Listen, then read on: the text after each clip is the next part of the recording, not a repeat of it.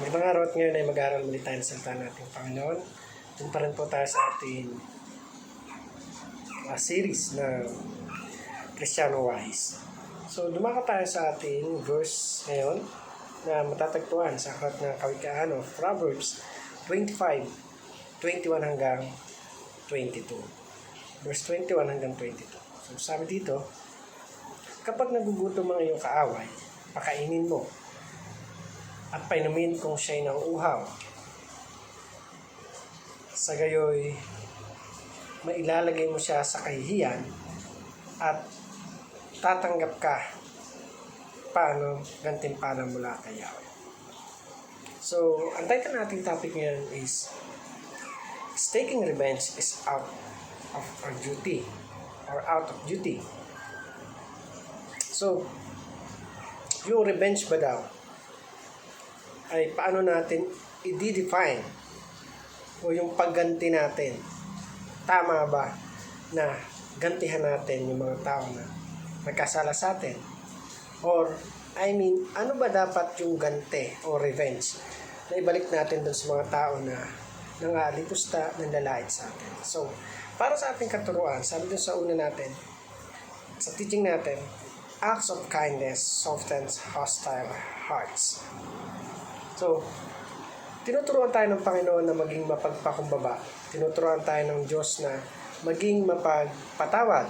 At tinuturuan tayo ng Lord na maging mabait o maging malambot yung puso natin pagdating sa ibang tao. Ibig sabihin, kung may mga tao na mamaliit, may mga tao na nag-aalipusta sa atin, huwag natin silang gantihan na kagaya ng ginawa nila sa atin. Bagkus ay maging sabi doon, soften heart.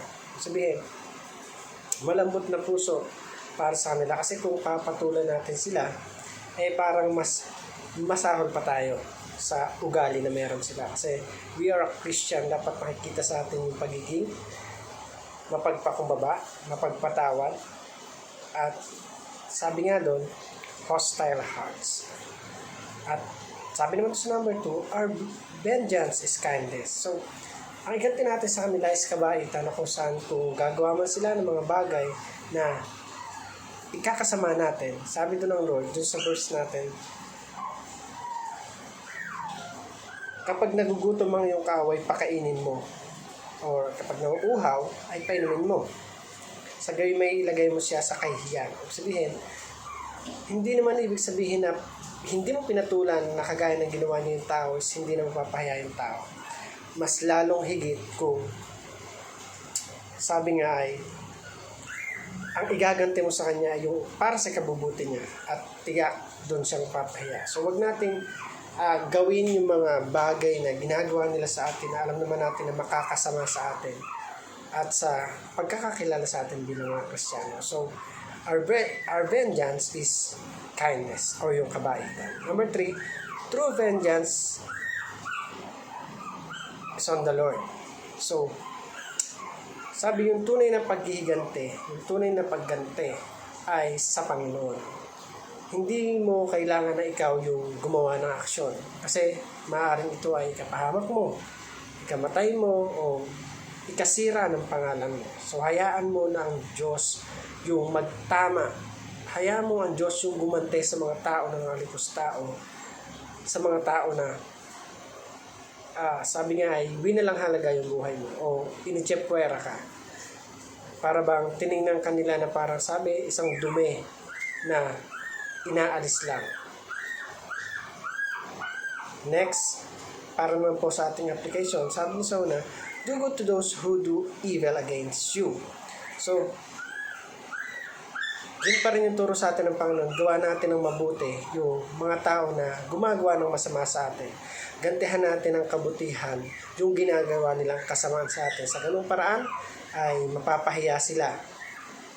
Ibig sabihin, nagawa mo yun at naging dagdag pa, sabi nga, dagdag points mo para sa ating Diyos. So, pangalawa, sabi dito, aim for God's reward. So, ang ibibigay sa atin ng Diyos na reward, once na gawin mo to, yung pagiging humble, sabi doon, kapag itiniwala mo sa Panginoon yung lahat ng bagay, talagang lahat ng kailangan mo ay ipagkakalob ng Diyos. Yung katalinuhan, karunungan, o ano pa man bagay na mayroon tayo. Sabi nga, ang isang matalinong tao ay hindi pumapatol sa isang mangmang. Dahil kapag ginawa na ito, kagaya ng isang mangmang, mas masahang pa siya. So, number 3, sabi dito, let God vengeance. So, hayaan mo na ang Diyos yung gumawa ng aksyon o ng ganti dun sa mga tao na nang-alipusta sa'yo. Let God. Kasi hindi ka Diyos. Ang Diyos lang ang may karapatang humatol sa mga tao na nang-alipusta sa atin. We are not God to judge them because like them, we are sinners. At ang Diyos lang ang may karapatan na gumantay sa mga nilikha niya. So, our goal is to know our name as a Christian, na maging iba tayo sa kanila, na maging kakaiba yung buhay natin sa kanila, na makita sa atin kung paano dapat namumuhay ang isang tunay na malagang Kristiyano. Again, thank you for watching this video. I hope you learned something and God bless you.